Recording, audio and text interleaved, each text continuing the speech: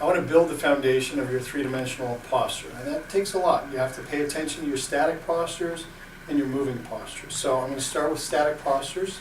The first would be standing. Standing, you want to have your feet shoulder width apart, feet pointing straight, curl your toes upwards, and feel the prompting of the toes curling upwards to bring your whole body back 2 or 3 degrees.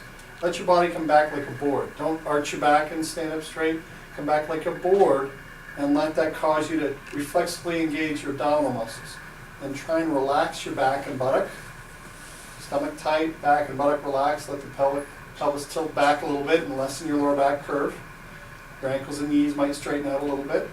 And then pull your shoulder blades back and down, and that often brings the ribs up. Pull the ribs down to counter that.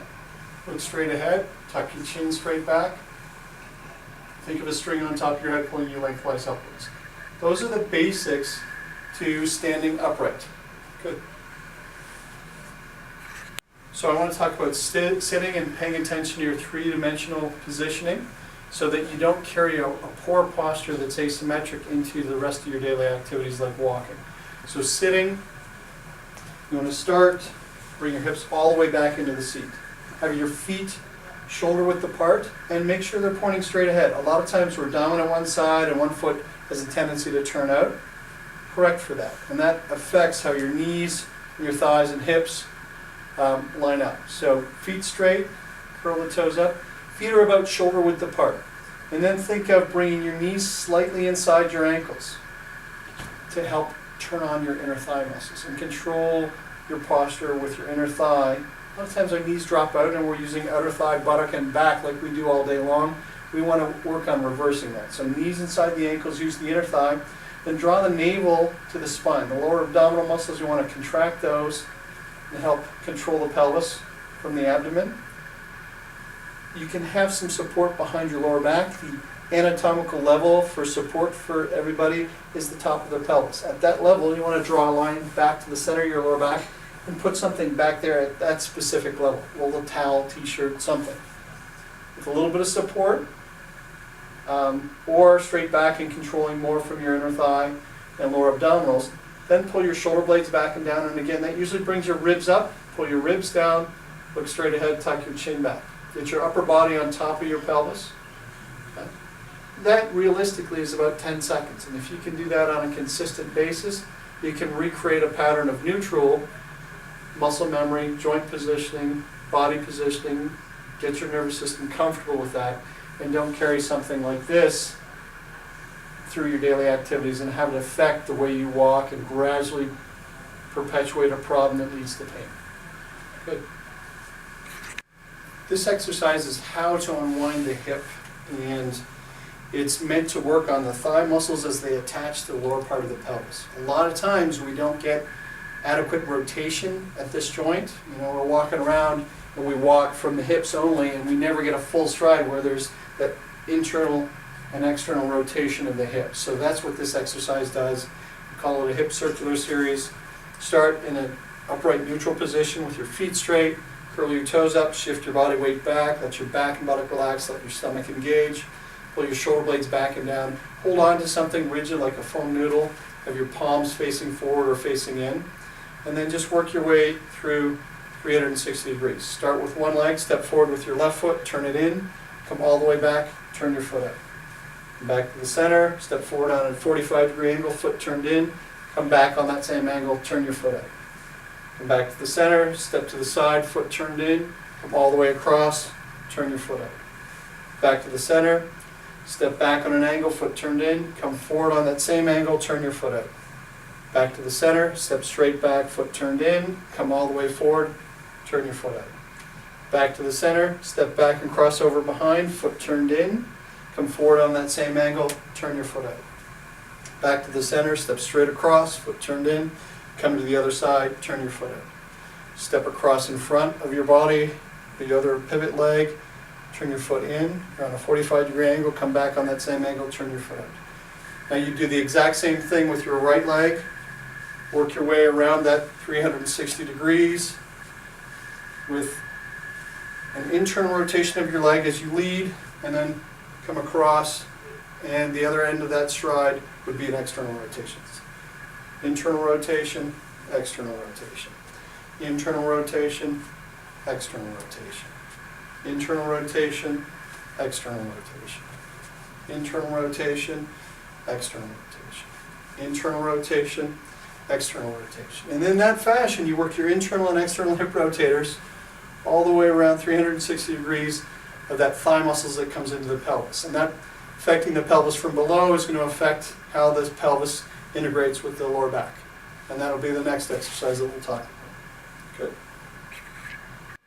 So I want to work on the lower back circular series to work the muscles of the trunk all the way around the pelvis and work on loosening that up at 360 degrees. Similar series to what we do with the hip. Start with your feet straight, toes up, shift your body weight back. Let your back and buttock relax, let your stomach turn on reflexively. Bring your pelvis more to a neutral position, shoulders down, tuck your chin back. Hold on and pull the ribs down. Hold on to something rigid with palms forward or palms facing in. And step forward with your foot turning in. Rotate your body in the opposite direction of your foot point. Come back, turn your foot out, rotate your body in the opposite direction of your foot point. Step forward on an angle, foot turned in, rotate your body in the opposite direction of your foot point. Come all the way back on that same angle, foot turned out, rotate your body in the opposite direction of your foot point. Step straight to the side, foot turned in, rotate your body in the opposite direction of your foot point. Come all the way across, foot turned out, rotate your body in the opposite direction. Step back on an angle, foot turned in, rotate your body in the opposite direction of your foot point. Come all the way forward, foot turned out, rotate your body in the opposite direction of your foot point. Straight back, foot turned in, rotate your body in the opposite direction. Challenges your balance in certain positions. Good to uncover. Step forward, foot turned out, body goes in the opposite direction.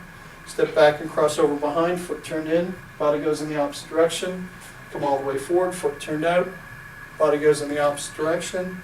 Step straight across, foot turned in, body goes in the opposite direction.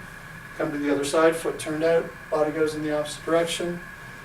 Step across in front on a 45, foot turned in, body goes in the opposite direction. Come all the way back, foot turned out, body goes in the opposite direction. Same thing with the other side. And you can see I'm in each position for a very brief period of time. There's some significant torsion going on between the hips, pelvis, and lower back. Important to get that. It really mimics what's supposed to happen with a long stride. That torsional stretch, wind up and spring back of the thigh, pelvis, and lower back. Again, you can see me fighting for balance in certain spots. It's important to unwind and undo that. It's also important not to overstretch. Don't be in that area and really try and find a deep stretch. It's just light and brief. You can be hiding some degenerative change in your lower back that you don't have to stir up. You can actually gradually make healthier if you just do this lightly. Think about a rotation of your trunk about 30 degrees, really no more, and definitely don't bounce and be aggressive. Just light in position and out of position. And give yourself time doing the same exercise to develop circulation through all the fibers that you're going to be stretching out, and gradually let those tissues become more and more resilient. Good. So next I want to get to the core area and work that area in 3 dimensions. Do a forward lunge. Actually, I start with my feet about shoulder width apart. Give me a wide base of support. Both feet are pointing straight ahead. And then I'll lunge forward. And when I lunge forward, I want to keep that front knee behind the front ankle. Tilt my pelvis forward, bending at the hip pelvis and lower back pelvis. I want to kind of sit up or stand up straight. Reach up as high as I can, so I'm pulling on the pelvis from above. Stretching through the spine and ribs. Reach up, and then give it 3 dimensions of movement. Side bend. Come back to the center and rotate. And then come back to the center, reach up and lean back. And then lunge a little bit deeper. My squat, not bringing my knee forward, but coming down, bending at the knee, the hip pelvis, lower back pelvis. Keeping that knee behind the ankle. A little bit deeper into the lunge and come forward. Reach up and come back. Lunge a little bit deeper and come forward. And that's something that I'll do both sides for symmetry. Reach up, side bend, rotate, extend, and lunge a little bit deeper. Gets the core, you know, a lot of times we just work the core, try and tighten it up, but it needs functional stretching out and working symmetrically. A lot of times, one side of our body is a pivot side, one side is a propulsion side. It gets stretched out a lot more control from that dominant side, and we hide a lot of asymmetry here. Can lead to, a tilt in the pelvis that creates a short leg. So definitely we want to unwind that. Good. The next area I want to get to is the junction between your lower rib cage and the upper abdominals. Really stretch out the ribs. We don't really have a specific exercise on a consistent basis to stretch that area out. In this area, we just walk around carrying it rigid. It needs some stretching and become more functional. So step to the side, turn your foot in, rotate your upper body, reach up, have something between your hands to keep your arms parallel, reaching up and turning in the opposite direction of your foot point, then lean away and take a really big, deep breath in. And stretch out in between those ribs and some of the abdomen. And then come out of that position. Same thing the other side. Step, turn your foot in, rotate and reach up in the opposite direction, lean away, big deep breath, and breathe out. Make sure you're reaching up equally with both arms. Okay, step back, step out, turn your foot out, rotate and reach up in the opposite direction of your foot point, lean away, take a big deep breath, and breathe out. Really stretch out that connection area between the ribs and the abdomen. Step, foot turned out, rotate and reach up in the opposite direction, lean away, take a big deep breath in, and breathe out. Good. And that stretches out that lower area. Important to get to that area. A lot of times we are just walking from the hips and arms, and we need to start getting torsion, counter rotation of the hips and pelvis, and feel that stretch right through there. That should be the connection of our leg swing and our shoulder arm swing, right through there. It's good to waken it up. Good. Next area I want to get to is this upper back area. We typically carry that around with us when we're walking. We sit and we over-round it. It gets a lot of flexion. It doesn't really get consistent three-dimensional movement. So it's a great idea to cross-train that area, get each individual segment of the spine involved with three-dimensional movement. So to do that, feet straight ahead, curl your toes up, shift your body weight back, back and buttock relaxed, stomach engaged, shoulders down, tuck your chin back. Reach up as high as you can. And you're really trying to reach and feel the stretch in the spine. Okay? And as you reach up, side bend a little bit either way. Doesn't have to be far. If you're going to do anything more, it's reach up higher and really start to expand your ability to reach up and involve the spine. And then come back to the center, reach up and rotate side to side. Rotate side to side. Come back to the center, reach up and lean back. And if you had your arms here and you lean back, it would be all lower back. If you reach up and put tension in your spine, you can get the upper back contributing better to extension, and that's what's really important.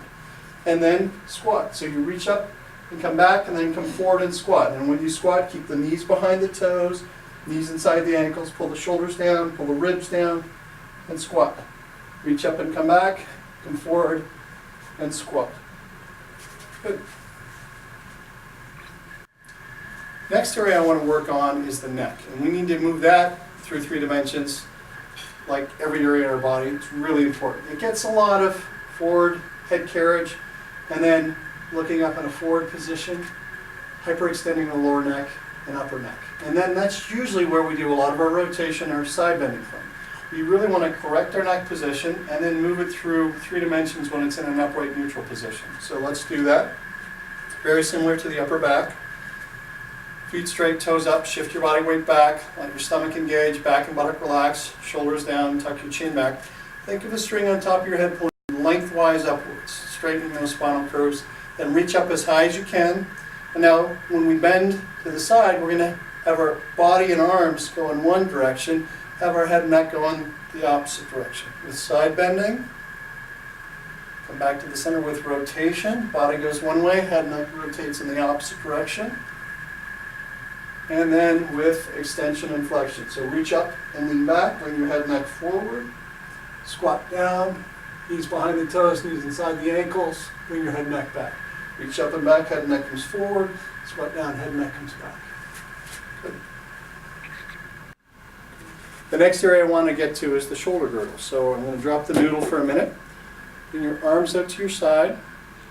Rotate your hands so your palms face up. And appreciate that arm rotation helping you pull your shoulder blades back and down. Usually they're up and forward because we're forward and we're compensating with our upper trapezius. We want the lower trapezius, lats, rhomboids involved with helping to pull that shoulder blade back and down. Arm rotation helps us do that. So palms up, shoulder blades back and down, feet straight, toes up, shift back, stomach tight, back and buttock relaxed, shoulders down, tuck your chin back, string on top of your head, pulling you lengthwise upwards. Good start position. Now rotate your body side to side, side to side, while you've got the shoulder blades in that retracted position, closer to neutral action. And then bend side to side. Working those connections between the upper back and shoulder girdle. And then come back to the center. Reach up and lean back. Come forward and squat. Keep your arms out to the side, lean back. Come forward and squat. Palms rotated up, shoulder blades retracted, lean back. Come forward and squat. And then relax your arms. Now you can do that same shoulder exercise with rotation, but this time have your head and neck go in the opposite direction. Brings the exercise a little bit higher up and works on that connection between the neck and shoulder girdle. Do that in 3 dimensions, side bending, body one way, head and neck in the opposite direction. As you pull that shoulder blade, as you lean to one side, pull the shoulder blade down. And then come back to the center, lean back, head and neck comes forward, squat down, head and neck comes back. Lean back, head and neck comes forward, squat down, head and neck comes back. Good. Shake it out. So now I really want to get into the squat and talk about it a little bit more specifically. So holding on to something, feet straight, toes up, shift your body weight back, bring yourself back to neutral. Get your back and buttock relaxed, stomach engaged, shoulder blades back and down, reach up over your head. In the squat, it happens at bending at your ankles, knees, hips as they come into the pelvis, lower back as it comes into the pelvis. And then when you're squatting, you're tilting your pelvis forward, creating flexion at the hip pelvis, and you're arching your lower back, creating flexion or extension at the lower back pelvis. You want to make sure both sides are doing equal amounts of work. Hips as they come into the pelvis and lower back. And then when you're squatting, you want to keep your knees behind your toes. If your knees come in front of your toes, a lot of the work is lower thigh, upper leg, punishes the knee joints. Bring the hips back, keep the knees behind the toes. You start loading upper thigh, buttock, pelvis, lower abs. That's exactly what we want. We also have a tendency to want to have our knees come outside or turn our feet out. You want to keep the feet straight and have the inside of the knees slightly inside the ankle. So you're more apt to turn on the inner thigh muscles. All those things you need to think about when you're squatting. And then when you squat, squat up and down, knees behind the toes, knees inside the ankles, keeping the shoulder blades down, the ribs down, become a little bit deeper, nice and controlled. And then really pay attention to keeping the lower body straight and challenge how you control the pelvis from above by bending your upper body side to side while you're squatting up and down. And then come back to the center and rotate your upper body side to side. You keep that lower body pointing straight ahead. It does a really good job of working inner and outer thigh control, internal and external hip rotator control of the pelvis. You can still be side dominant and do a little bit more with one side of the pelvis. A lot of times you'll leave a foot turned out and do more work with one side of the pelvis. So in order to undo that, or challenge yourself a little bit differently so you can work towards undoing that hidden imbalance, take a short stride so the toes of the back foot are aligned with the instep of the front foot. And then when you squat, still keep the knees behind the toes, knees inside the ankles. So your feet are going to be offset, and if you do that with your knees are going to be offset, hips and pelvis are going to be offset. Still try and keep that pelvis pointing straight ahead and deal with that offset position of your lower limb and see how that affects the pelvis. Stretches it out. And then keep your lower body, pelvis pointing straight ahead, bend your upper body side to side. And see if you can find some hidden weakness in your ability to control that tightness. Start freeing up both sides of the pelvis, loading both legs equally. Come back to the center and rotate side to side. And then switch strides, do the same thing the other side. Knees behind the toes, knees inside the ankles, rotate side to side, side bend side to side.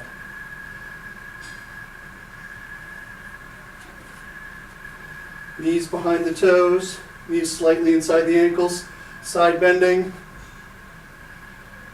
and rotation. Really important for you to challenge the details of your squat so you're not hiding weakness up here, inside or outside of the thigh, the connection between the hip girdle and the pelvis, or the lower back and the pelvis. Really important to get control of that pelvis when you squat from below, symmetrically, and this overhead reach we're doing a lot. Well, what it does is it stretches the trunk and helps you engage the attachment between the trunk and the top of the pelvis. So if you squat like this, most of the control of what's going on in the pelvis and your upper body is required to be done by your lower limb. If you start reaching up like this and gain control, you'll actually be a little bit more balanced because you're controlling the pelvis from the core above. The abdominal muscles, the lower back muscles, as they attach to the top of the pelvis. And you'll reinforce that connection between the shoulder girdle, the abdomen, and the pelvis. Good. So I want to talk about torsion that happens in the lower limb. A couple exercises. One I call a torsion squat. Feet are straight ahead, maybe a little bit further apart than shoulder width. Toes are up. And then I want you to squat, but this time it's not a really intense squat, but I want you to bring your knees right together and then come back and bring them apart. Squat and bring your knees together, come up and bring your knees apart. So what's happening, if you watch my feet, my arches are flattening when I come down, and then they're coming up as I come up. My legs are rotating inwards as I bring my legs together and I flex. That's three-dimensional movement. Flexion, internal rotation, and adduction. Okay? So we're getting torsion in the lower leg, foot, ankle. We're getting torsion at the knee.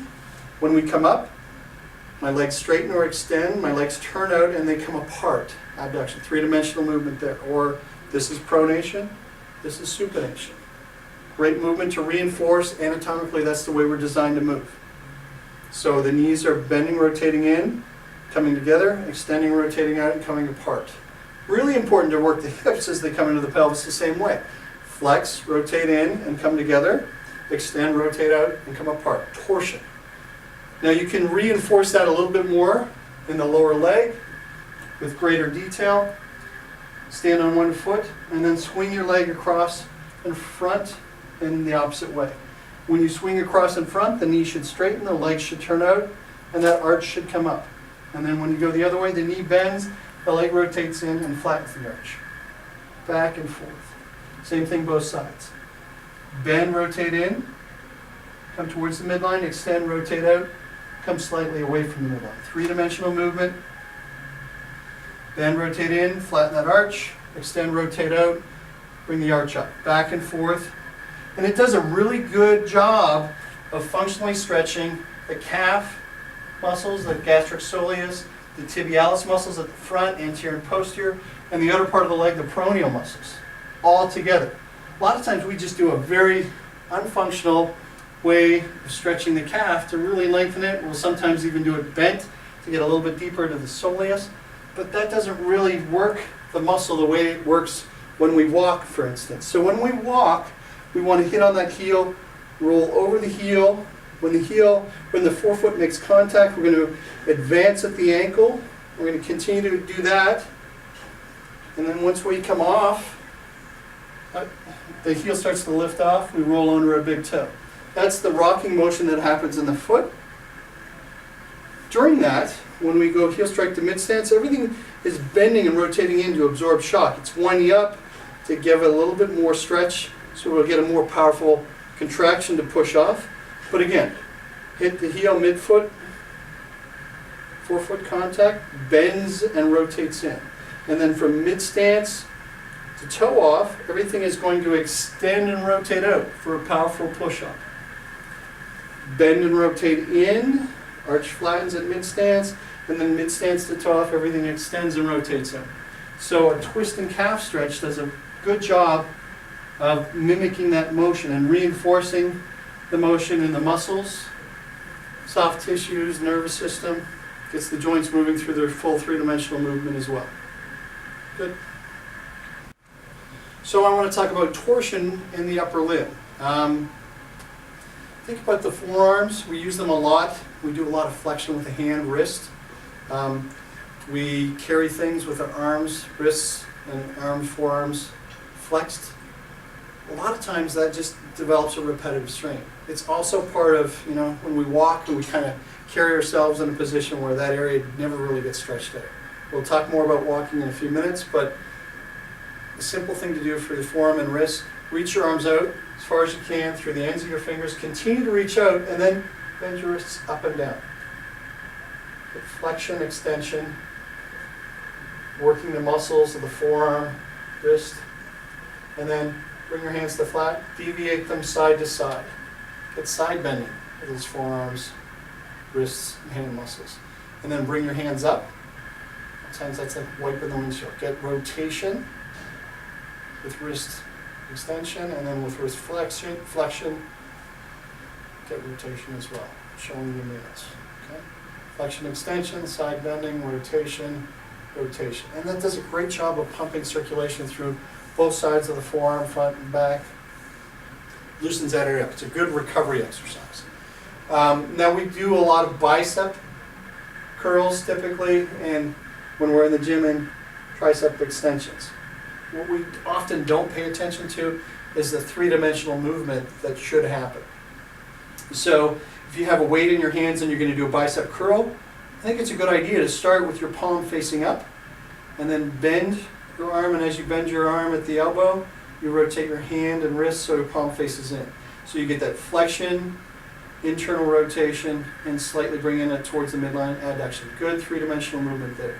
For tricep extension, instead of just going like this, start with your palm turned in, and then as you extend, you rotate out and slightly come away from the midline. Extend, rotate out, and slightly abduct. Extend, rotate out, slightly abduct. And that elbow really isn't moving, you're just bending and extending at the elbow, adding some external rotation, a little bit of abduction to isolate the back of the arm in three dimensions, the triceps. You could do wrist curls, similar. Instead of just bringing it straight up and down, bring it up and rotate in, and extend and rotate up, extend and rotate up. So you match the three-dimensional anatomy that is involved with muscles, tendons, wrists, reinforce the right pattern of three-dimensional movement in your nervous system as well. Really important to free that area up so that your arm integrates well with your shoulder. So an arm swing, a lot of times we don't think about our arms. We just kind of carry them and they kind of dangle. But if you start increasing the amount that they torsion, they can really help drive the shoulder blade and help the shoulder blade integrate with the trunk. So instead of just walking and not moving your arms, as you step forward, that arm should come back. As it comes back, rotate the hand so the palm faces the body. So when it's behind you, palm is going to face forward. That external rotation of your arm should drive rotation and retraction into the shoulder blade, help pull it back and down to where it should be. So you get a better stretch of your neck, your upper back, and helps torsion your spine a little bit. And then as it comes forward, palm should still face the body. Palm's going to rotate in, arm's going to rotate in with that. It'll allow that shoulder to come up and protract like it should when it's in front of you.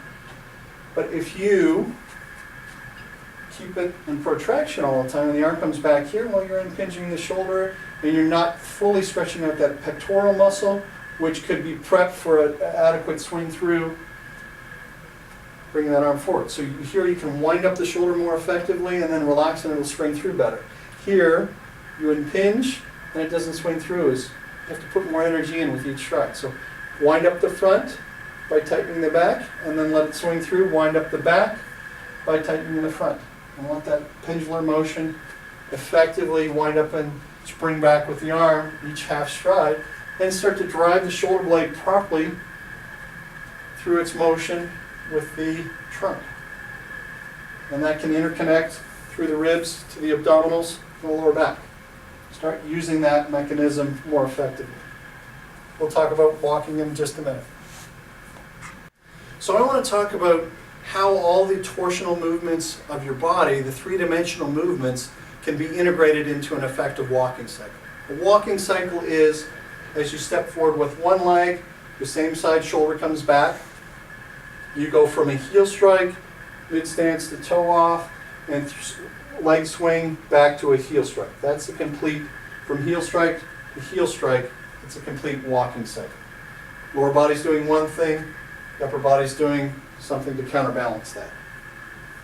So, what I like to think about to really take advantage of all these mechanical benefits of your joints working together in 3 dimensions is a 5-way reach. And when I talk about a 5-way reach, I mean that one leg is reaching forward while the same side arm and shoulder is reaching back, getting that full amount of wind up.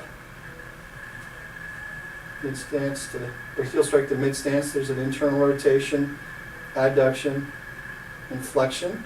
When you bring that arm back, the upper body is in 3-dimensional wind up, external rotation, extension, and abduction.